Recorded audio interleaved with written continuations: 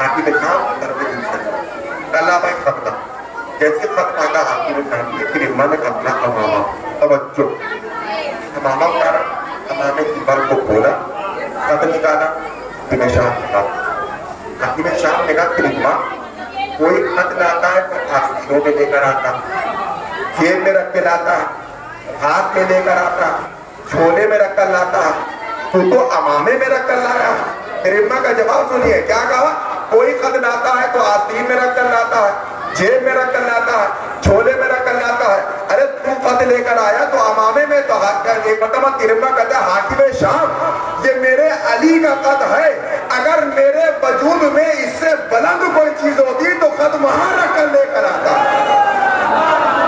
چونکہ میری مجبوری یہ ہے کہ اس سے بلند کوئی چیز ہے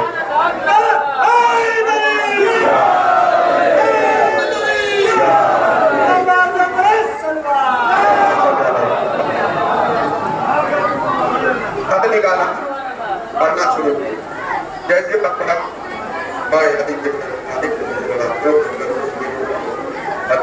بندی کو اوپر حاکم شام نے پھر جواب حاصل دکھ رہا علی کو علی مجھ کو ڈراتے ہو تمہیں نہیں پتا میرے پاس رائی کے دانوں کے برابر کا لشکر ہے جیسے حاکم شام نے بولا کہ لکھو علی مجھے ڈراتے ہو میرے پاس رائی کے دانوں کے برابر کا لشکر ہے اتنا کہنا تھا مطلب ترمہ کہتا حاکم شام ارے علی سے کیا جواب سنتا ہے جواب مجھے سنتا تھا تو کیا کہہ رہا ہے کہ تیرے پاس رائی کے دانوں کا برابر لشکر ہے اگر تیرے پاس رائی کے دانوں کا برابر لشکر ہے تو علی کے پاس بھی ایک ایسا شتر مرغ ہے جو تمہاری ساری رائی کے دانوں کو کھا جائے گا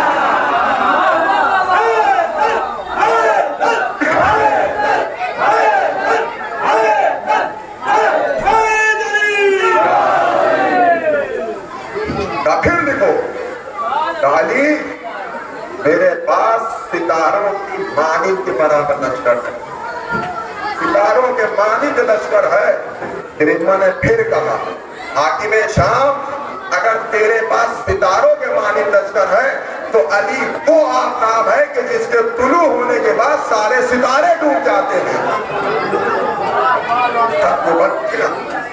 ترمہ کے حوالے ترمہ ابھی چل نہیں والے تھے حاکم شام نے بلایا ہمارے آس ادھر آ چل ادھر ہمارے آس آئے جیسے ہمارے آس آیا اس کو خریدنے کی کوشش دیکھو بیٹی کا ترمہ علی تک جانے والا ہمارے آس ذرا پتا کرو بکے گا ہمارے آس نے کہا ترمہ ہاں کیا ہوا بولو کچھ دیا جائے تو لوگ کیا دینا چاہتے ہو تاریخ یہ کہتی ہے 10,000 دینار فوراً خزانے سے منگوایا گیا ترمہ کو دیا گیا چلنے لگے جو اور دیکھا ترمہ اور دیا جائے لوگ بتا دو کون سا منع کرنا بتا دو دے دے رہو 10,000 اور دیا جائے لوگ بتا دو پتا کب کرو دے دے رہو دے دے اتنے میں ترمہ چلتے ابھی چل نہیں والے تھے مطلب ہمارے آج کہتا ہے ترمہ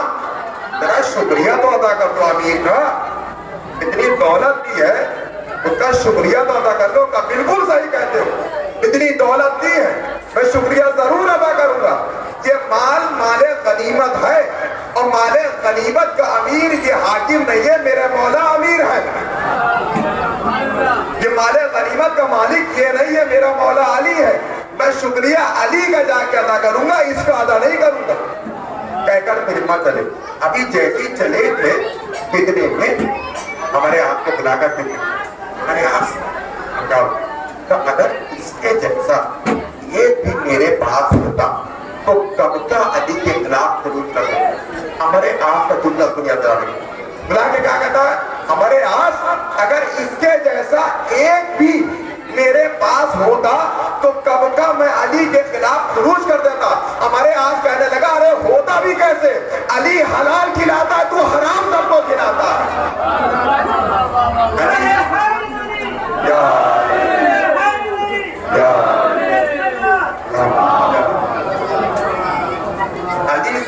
جائز کھلاتا تو ناجائز کھلاتا، تیرے پاس ہو بھی نہیں سکتا اس کے جیسے۔ یہ تیری ماں ہے، اب اللہ قسمیں کھا رہا ہے، بار بار قسمیں کھا رہا ہے، سورج کی قسم، ستاروں کی قسم، زمین کی قسم، اور انہی قسموں کا کھانے کے بعد کہہ رہا ہے کہ میں نے کچھ بھی نہیں بنایا۔ اگر بنایا ہے تو بندتن کی محبت، جو کچھ بنایا ہے ایک بندتن کی محبت نے بنایا۔ بندتن ہے کون ہے؟ بندتن بندتن تو کوئی نہیں جانتا، اللہ نے تعارف کرایا، ہمارا اللہ تعارف کرایا۔ جبریل نے پوچھا خبردار رب ممتاز عادل قصہ کی چادر کے نیچے کون ہے؟ اللہ نے کیا تعارف کرایا؟ ہم فاطمہ کو ابو و بالوہا و بنوہا۔ اس دن اللہ نے پنجتن کا تعارف پلٹ دیا، نبی کے ذریعے نہیں کرایا، فاطمہ کے ذریعے سے کرایا۔ پروردگار تیرا نبی اتنا قریب ہے، پورا کا پورا قرآن نازل کر دیا سینہ اقدس پر، نبی کے ذریعے سے تعارف نہیں کرا رہا ہے، نبی کی بیٹی سے تعارف کرا رہا ہے۔ کہ اس لیے تعارف کرا رہا ہوں کہ اس وقت رسول کے بہت سارے رشتہ دار تھے، میں یہ نہیں چاہتا تھا کہ جب رشتہ داری کا معاملہ ہے تو زبردستی والے رشتہ دار بھی رسول کی ساتھ میں چلتے چلے جائیں۔ میں رسول سے رشتہ داری نہیں بنا رہا ہوں۔ اب اگر امت میں کسی کو رسول اللہ بننے کا شوق ہے تو رسول کو راضی نہ کرے، بطول کو راضی کرے، بطول کو راضی کرے گا تب اہل بیت رسول صلی اللہ علیہ وسلم محمد والے۔ تو اللہ نے کہا کہ دیکھو میں کس کی قسمیں کھاتا ہوں، اہل بیت کی سب سے میں نہیں کھاتا، اب اہل بیت ہے، اب اللہ تک ہمیں پہنچنا، اللہ کی ذات تک جانا، تو اللہ کی ذات تک پہنچے کیسے؟ اللہ کی ذات تک پہنچے کیسے؟ کسی نے اللہ کو نہیں دیکھا، کوئی اللہ کو نہیں پہچانتا، لیکن اس کے باوجود بھی کیا کہا جا رہا ہے؟ معرفت پروردگار حاصل، تو کیسے اللہ تک کیسے پہنچا جائے؟ اللہ تک پہنچنے کے لیے کون سا سینہ طے کیا جائے؟ امام علی ابن موسی رضا علیہ السلام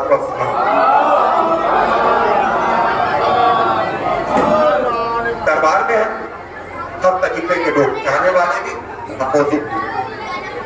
ایک شخص نے آ کر سوال کیا اللہ کا وجود ہے؟ امام نے کہا بالکل ہے۔ دنیا کا وجود ہے؟ امام نے کہا بالکل ہے۔ سامنے والے نے سوال کر کے یہ بتائیے جب اللہ کا بھی وجود ہے اور دنیا کا بھی وجود ہے، یہ بتائیے اللہ دنیا میں ہے یا دنیا اللہ کے اندر؟ سوال میں بہت کیا، اللہ کا بھی وجود، دنیا کا بھی وجود، اللہ دنیا کے اندر ہے یا دنیا اللہ کے اندر؟ مولا نے کہا تیرا سوال ابھی ادھورا ہے، میں تیرے سوال کی وضاحت کروں۔ مولا اگر تو یہ کہتا کہ دنیا اللہ کے اندر ہے، اگر دنیا اللہ کے اندر آ جائے تو حلول کر جائے، اور مکتب کی باتیں سے باتیں سنیں سے باتیں سنیں۔ اگر دنیا اللہ کے اندر آ جائے تو حلول کر جائے، اگر حلول کر جائے گا تو محل حوادث ہو جائے گا، اگر محل حوادث ہوگا تو ممکن کی صفت سے متصل ہو جائے گا، اور اگر ممکن سے متصل ہو جائے گا تو واجب نہیں رہے گا۔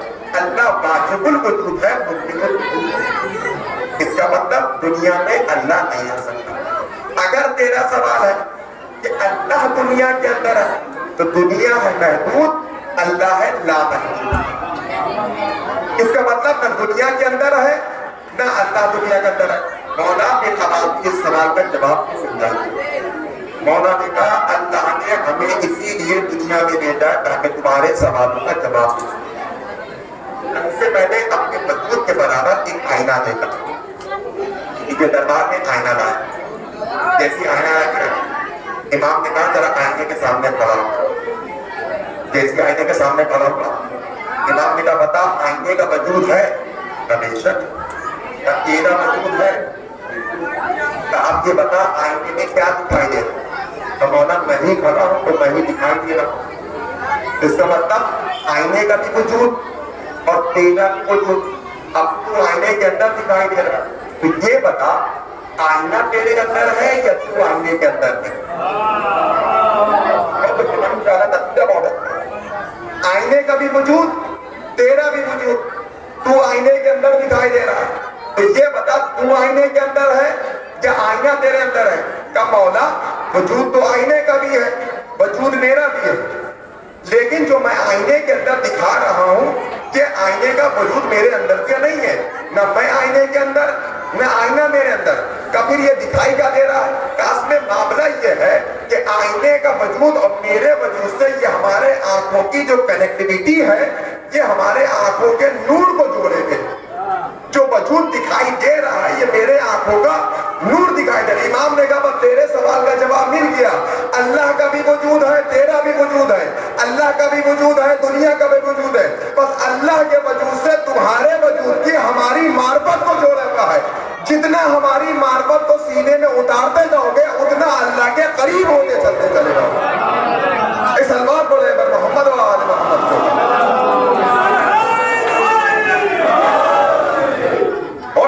معرفت وہ اہم شے ہے. جب تک اہل بیت کی معرفت نہیں ہوگی اللہ کی معرفت کو کوئی حاصل نہیں. اللہ سورج کو کسی نے دیکھا نہیں تو پہچانتے کیسے؟ سورج کی کرنوں سے. گھر سے باہر نکلے آپ نے چلچلاتی کی دھوپ دیکھی، جیسے ہی دھوپ دیکھی آپ سوال کریں گے کیا سورج نکلا؟ سامنے آنے کا اتحاد ہے پوری آدھی بات چلچلاتی کی 9 دفعہ دھوپ دیکھ رہے ہو اور اس کے بعد ہی سوال کر رہے ہو کہ سورج نکلا کہ نہیں نکلا. اتنی چٹچل دھوپ ہے اور سوال کر رہے ہو سورج ہے کہ نہیں. اللہ ہے سورج. سورج کو کوئی نہیں دیکھتا. اہل بیت ہے اس کی دھوپ، اہل بیت ہے اس کی کرنیں. کرنوں کے ذریعے سے خدا تک پہچانا، اہل بیت کے ذریعے سے اللہ کو پہچانا. اللہ کو پہچاننا ہے تو اہل بیت کے وسیلوں کو پہچاننا. اسی لیے معصوم سے سوال کیا گیا مولا حسن یوسف کیا؟ یوسف کی راز کیا خوبصورتی، اتنا چرچے ہیں، اتنے چرچے ہیں کہ مصر کی عورتوں نے اپنی انگلیاں کاٹی. کتنی خوبصورتی. مسئلہ کیا اتنا راز کر کے خوبصورتی. مولا نے پہلے کہا یہ بتا کہ تیری نظر میں خوبصورتی کی تعریف ہے، تیری نگاہ میں خوبصورتی کی ڈیفینیشن کیا؟ اس نے کہا مولا میری نگاہ میں خوبصورتی کا مطلب ہے گورا چہرہ ہو، بادامی آنکھیں ہو، زلف تازی ہو، صراط مستقیم ٹھنڈا پیشانی ہو، بہترین جسم باڈی بلڈر کا. یہ ہماری نگاہ میں خوبصورتی کی تعریف، یہ ہماری نگاہ میں خوبصورتی کی تعریف. کیا بتایا؟ گورا چہرہ ہو، بادامی آنکھیں ہو، کالی زلفیں ہو، بادامی آنکھ، ٹھنڈا پیشانی. یہی ہے خوبصورتی. مولا نے کہا یہ تمہاری نگاہ میں ظاہری خوبصورتی. بس آخری بات رب مسک کہ تمہاری نگاہ میں جو تم خوبصورتی بتا رہی یہ ظاہری خوبصورتی. مولا بھی اصل خوبصورتی کیا ہے؟ حسن یوسف کیا؟ امام نے ارشاد فرمایا کہ جتنا یوسف ہماری معرفت کو اپنے سینے میں اتارتے چلے گئے اللہ انہیں حسن یوسف قرار دیتا چلا گیا. اب کسی کو یہ دیکھ کر نہ کہنا کوئی سفید رنگ والا ہے تو بڑا خوبصورت ہے، کوئی کالے رنگ والا ہے تو بڑا بدصورت ہے. اب کالے اور گورے کو دیکھ کر خوبصورت نہ کہنا، اس لیے کہ اگر کالا بدصورت ہوتا گورا خوبصورت ہوتا تو مدینے میں نہ جانے کتنے خوبصورت پڑے تھے. ان خوبصورتوں کے باوجود بھی رسول نے مؤذن بلال کو بنایا ہے، رسول نے بلال کو بنایا. تو اب معیار خوبصورتی کا کالا اور گورا ہونا نہیں ہے. کوئی بہت بڑا گورا ہے تو بہت خوبصورت ہے، کوئی کالا ہے تو بڑا بدصورت ہے. کالا بدصورت نہیں ہے، گورا خوبصورت نہیں ہے، بلکہ اصل خوبصورتی وہ ہے کہ جتنی ہماری معرفت اپنے سینوں میں رکھو گے. اگر گورا ہونا خوبصورت ہوتا، کالا ہونا بدصورت ہوتا تو کربلا کے میدان میں جون کا سیاہ چہرہ حسین کے چہرے پر رکھا ہوا تھا. اب یہ معیار نہیں ہے کہ گورا خوبصورت ہے اور کالا بدصورت ہے. ماننا یہ ہے کہ خوبصورتی تب ہوتی ہے جب معرفت نفس اللہ، معرفت حسین جب انسان کے سینے میں آتی ہے تب خوبصورتی ہوتی ہے. بس آخری جملہ، معرفت انسان کے سینے میں جتنی آتی جائے گی اتنا خوبصورت ہوتا چلا جائے گا، اتنا مقرب بارگاہ ہوتا چلتا چلا جائے گا، اتنا اللہ کے قریب ہوتا چلا جائے گا. اور جب انسان کے وجود میں آخری لمحات میں بھی معرفت عطا ہو جائے، اگر انسان کے وجود میں آخری لمحے میں بھی معرفت نفس اللہ آ جائے تو وہ حور جو سب سے آخر میں آتا ہے اور سب سے پہلے جنت لے کر جاتا ہے. اس بنیاد پر معرفت نفس اللہ کی یہ وہی حور تھا جو لجام فرض پہ ہاتھ ڈالا. اس کی حور نے لجام فرض پہ ہاتھ ڈالے تو حسین نے کیا کہا تھا؟ تیری ماں تیرے غم میں. اور روزے عاشور حسین کیا کہہ رہے ہیں کہ تمہاری ماں نے کتنا اچھا تمہارا نام رکھا، دنیا میں بھی ہو رہو اور آخرت میں بھی ہو. حسینہ نے کہا پیدا کہاں سے؟ عبادتوں سے نہیں آئی ہے، گریہ کرنے سے آئی ہے، رونے سے معرفت آئی ہے. حر کا خود بیان ہے، نمازیں وہی پڑھ رہا تھا، عبادتیں وہی کر رہا تھا، لیکن معرفت نہیں آئی تھی. معرفت کب آئی؟ کہ جب اپنا خیمہ لگایا تو حر نے کہا جب سے میں نے اپنا خیمہ لگایا کسی بیوی کے رونے کی آواز سے نہ جانے کتنی دردناک آواز سے روتی ہے، آوازوں سے روتی ہے، میرا دل تڑپ جاتا. یہ معرفت آئی ہے تو گرجا سید الشہداء صاحب علیہ گرامی ابھی آپ دور سے شرکت کریں گے نا. 18 بنی ہاشم کا تابوت نکلے گا، جوانوں کا تابوت نکلے گا. یہ کون سے جوانوں کا تابوت ہے؟ یہ وہی جوانوں کا تابوت ہے کہ جب بیعت کا سوال ہوا ہے، بیعت کا مطالبہ ہوا ہے، عباس نے خبر سنی کہ دربار میں بلایا گیا ہے بیعت کے معاملے میں، تو جناب عباس اپنے ساتھ تمام بنی ہاشم کے جوانوں کو لے کر گئے. حسین نے کہا کہ دیکھو میں پہلے اندر جاؤں گا، اگر کوئی بات زیادہ بڑھ جائے گی تو میں آواز بلند کروں گا، سب کے سب اندر چلے رہنا. یہ کس کو لے کر جا رہے ہیں؟ بنی ہاشم کے جوانوں کو لے کر جا رہے ہیں. یہ عباس ہیں جو علمدار ہیں، سپہ سالار ہیں. عزیزان گرامی یہی بنی ہاشم کے جوان ہیں کہ جب کربلا کے میدان میں کیا کوثر تھا، حسین کربلا کے میدان میں نہ عباس ہے، نہ علی اکبر ہے، نہ قاسم ہے، نہ اون محمد ہے. ایک مرتبہ حسین نے آواز دی عباس حسین کو آ کر سوار نہیں کرو گے؟ اے بیٹا علی اکبر مجھے آ کر سوار نہیں کرو گے؟ اے بیٹا قاسم مجھے آ کر سوار نہیں کرو گے؟ لیکن جب کوئی سوار کرنے والا نہیں ملا، ایک مرتبہ حسین خیمے میں آئے اور آنے کے بعد کہا بہن زینب آخری سلام، اے رقیہ آخری سلام، اے رباب آخری سلام، اے میری بچی سکینہ تم پر بھی آخر سلام. لیجے جب تمام بیویوں کو سلام آخر کر دیا، حسین کی آنکھوں سے اشک جاری ہونے لگے. جیسے حسین گریہ کرنے لگے، زینب نے کہا بھیا ارے شہادت تو ہماری میراث ہے نا، آپ گریہ کیوں کر رہے ہیں؟ حسین نے کہا بہن میں شہادت کے لیے نہیں گریہ کر رہا ہوں، میں اس لیے گریہ کر رہا ہوں کہ جیسے خیمے سے باہر نکلوں گا ملعون خیمے کے اندر آ جائیں گے، تمہارے سروں سے چادر چھین لی جائے گی، زینب تمہیں تماچے مارے جائیں گے، سکینہ کے دور چھین لیے جائیں گے، تمہیں دیار بدیار ارے کربلا سے کوفہ اور کوفہ سے شام سر پر اینا پھرایا جائے گا. خدا آپ کی آوازوں پر نزول رحمت فرمائے. عزیزان گرامی کوئی غم نہ دے سوائے غم سید الشہداء کے. لیجئے حسین کربلا کے میدان میں تنہا کھڑے ہیں. ارے 3 دن کا حسین کب تک کے لڑتا رہتا، لیکن جب ایک ایسا منظر آیا جب حسین نے سب کو سوار کیا اور سب نے حسین کو رخصت آخر کے لیے اپنے وقت بلایا ہے. اے آقا میری مدد کو آئیے، اے حسین میری مدد کو آئیے، اے بابا میری مدد کو آئیے، اے مامو جان میری مدد کو آئیے. لیکن جب جناب علی اکبر گھوڑے سے گرے ہیں، جب سینے میں برچھی کا بھر لگا ہے تو علی اکبر نے بابا کو بلایا نہیں. شاید وجہ یہ ہے کہ ایک بوڑھا باپ جوان کا لاشا کیسے اٹھائے گا، اسی لیے حسین نے کہا اے بنی ہاشم کے جوانوں، ارے بوڑھے باپ سے جوان بیٹے کا لاشا نہیں اٹھتا. اے جوانوں، اے بنی ہاشم کے جوانوں، آؤ اس بوڑھے حسین کی مدد کرو، جوان علی اکبر کا لاشا لے کر چلو.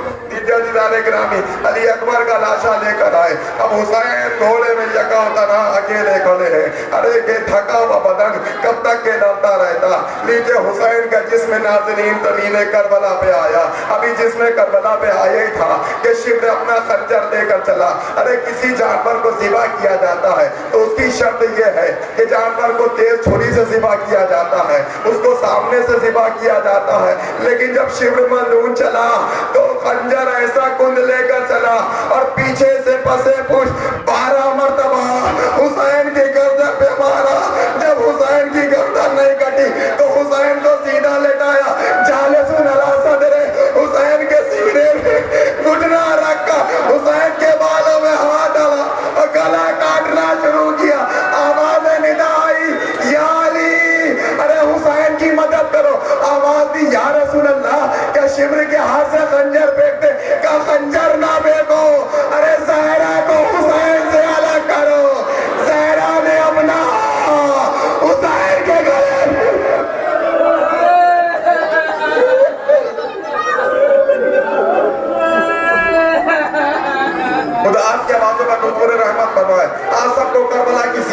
नसीब फरमाए। लीजिए अज़ीज़ान इकराम, हुसैन की शहादत वहाँ पे हो गई। बहुत तफसीली मसाक नहीं, बस सारे मसाक को छोड़ते हुए लीजिए शाम गरीबा का मंजर आ गया।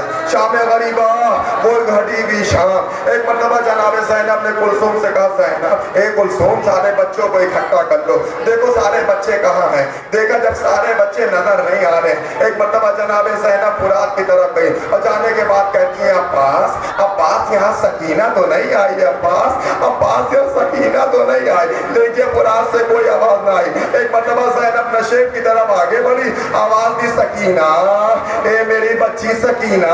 लीजिए सकीना की तो कोई आवाज नहीं आई, लेकिन कटे हुए सर से आवाज आई, ज़ैना जरा आहिस्ता बोलो, अरे दिन भर के तमाचे खाई भी सकीना मेरे सीने पर आराम कर रही है। ज़ैनब करीब आई, सकीना को उठाया, कहने लगी, ए बच्ची सकीना जरा मुझे ये तो बता, जब किसी बचाना जाता है तो चेहरे का होना जरूरी होता है, तेरे बाबा के जिसमें चेहरा नहीं है, तूने बाबा को कैसे पहचाना? कहा फूफी अम्मा मैं जंगल में डरी डरी सहमी सहमी आ रही थी। ए बाबा बाबा मेरा कुर्ता जला दिया गया, बाबा बाबा देखिए शिवल ने तमाचे मारे। ए बाबा बस इस कटे हुए सर से आवाज आई और मैं बाबा के सीने पर सो गई। अदादारों आपके घरों में बच्चे जरूर होंगे, तसव्वुर करिएगा जब आप अपने बच्चों को सीने पर सुलाते हैं तो बच्चा सोने में नागहानी में अपना हाथ कभी सर पे रखता है, कभी चेहरे पे रखता है, कभी गले को पकड़ता है। सकीना जब बाप के सीने पर सोई होगी तो सकीना का भी हाँ अपने बाबा के चेहरे पे गया होगा। अरे गर्दन कटी हुई है, ज़ैनब सकीना ने बाप की कटे हुए रगे पकड़ के कहा, ए बाबा आपके जाने के बाद अरे सकीना को तमाचे मारे गए, मेरे तुर भी छीन लिए गए। मैंने सारे मसाल को छोड़ते थे। लीजिए कैद खाने से रिहाई मिली, सारी अहले हरम शाम में आ गई, शाम से रिहाई मिली, करबला में चेलू मनाया। अब सारी बीवियां मदीने में दाखिल हो रही हैं। लीजिए अज़ीज़ान गिरामी, ये अय्याम अज़ा की आखिरी शब है ना, पर हुसैन हमसे रुखसत हो रहे हैं। ए बीबी सैयदा हमारी अज़ादारी को कबूल फरमाइएगा। ए बीबी जो हमसे कोताही हो गई है उस कोताही को दरगुजर फरमाइएगा। ए बीबी अगले बरस जो जिंदा रहेंगे अब वो अज़ादारी करेंगे। ए बीबी हमारी अज़ादारी से राजी हो जाइएगा, हमारी खताओं को माफ कर दिएगा। लीजिए काफिला मदीने में दाखिल हुआ। बशीर ने मदीने में ऐलान करना शुरू किया, अल्लाह क़ुतिल हुसैन बे करबला, अल्लाह ज़ुबे हल हुसैन बे करबला। मदीने में ऐलान करते करते जा रहे हैं, लेकिन जनाबे ज़ैनब है एक मर्तबा कहती है, या मदीना तो ला जदना ला तक़बलीना, ए नाना के मदीने हमारे आने को कबूल ना करना। लीजिए ज़ैनब मदीने में दाखिल हुई। अभी ज़ैनब अपने घर नहीं गई, पहले सबसे पहले रोज़े रसूल पर आई और आने के बाद कहती, नाना नाना आपका दीन बचा लाई, नाना ए नाना आपका दीन बच गया, लेकिन मेरा भाई मारा गया नाना, मेरा अली अकबर मारा गया नाना, मेरे कासिम के टुकड़े हो गए नाना, ए नाना मेरा ओनो मोहम्मद मारा गया नाना। लीजिए जब ज़ैनब मज़ाहिब पढ़ चुकी, ज़ैनब ने गठरी खोली और चना हुआ कुर्ता रसूल के रौफे रखा, जली हुई लकड़ियां निकाली रसूल की कब्र पे रखा। अभी रखना ही था, एक मर्तबा कब्र रसूल से आवाज आई, ज़ैनब ज़ैनब इनको हटा लो वरना कयामत आ जाएगी। अरे मैं नहीं देख सकता। ज़ैनब ने कहा, नाना अरे जली हुई लकड़ी नहीं देखी, मैंने अपनी निगाहों से हुसैन का गला कटते देखा, अली अकबर के सीने में बर्ची का फल लगते देखा नाना। लीजिए एक मर्तबा की रात है, जनाब ज़ैनब आई अपने घर की दहलीज से, बस आखिरी रवायत वक्त में दुआ गिरिया कर लिया दीदार गिरामी। आज आखिरी शब अय्याम अज़ा की, और जो अगले साल जिंदा रहेगा अज़ादारी करेगा। जनाब ज़ैनब आई अब्दुल्ला के घर की दहलीज पर बैठ गई। एक मर्तबा जनाब अब्दुल्ला आई, कहा बीबी बीबी जरा यहाँ से हट जाइए, अभी ज़ैनब आती होगी। ज़ैनब को बर्दाश्त नहीं कि उसकी घर की दहलीज पर कोई बैठे। एक मर्तबा ज़ैनब ने निगाहों को उठाया, अब्दुल्ला अब्दुल्ला तुमने भी ना पहचाना, अरे मैं तुम्हारी ज़ैनब हूँ। कभी भी ये क्या हाल हो गया, अरे जवानी में भी ज़ईफ़ी का आलम है। ए अब्दुल्ला मेरा भाई मारा गया, ए अब्दुल्ला हम करबला में लुट गए, मेरा कासिम मारा गया, मेरा अकबर भी मारा गया। अब्दुल्ला ने कहा बीबी ए बीबी जरा ओनो मोहम्मद के बारे में तो बताइए जो मैंने आपको दिया था। जैसे ही ओनो मोहम्मद का नाम लिया ज़ैनब